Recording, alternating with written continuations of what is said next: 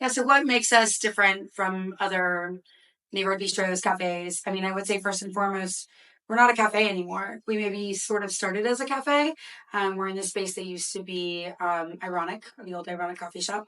And so that was an identity that was really easy to kind of slip into as we were shaping what it is that we were going to be doing. And I have a background in culinary. I went to the French Culinary Institute in New York.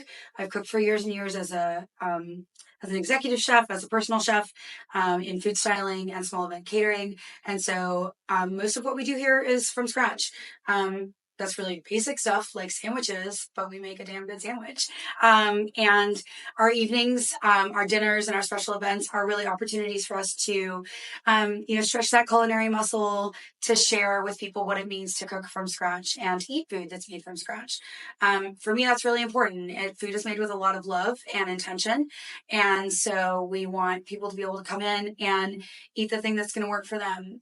Because we cook from scratch, that means that we can accommodate dietary restrictions, that when people come in and ask for something that's vegan or vegetarian or gluten-free, we're able to make that happen, usually on the fly. The other thing that's really special about this space that's very important to me in my personal life and as a business owner is that we are very eco-friendly. And I know that there's a lot of greenwashing that exists, in the commercial sphere. What I would say is that it's very challenging to be green in a restaurant. We produce a lot of waste as a byproduct of cooking. Every plate that leaves a couple bits of chips or the crust of their bread all ends up in the trash. What we do with that is that we actually compost in-house. We recycle using our municipal recycling system.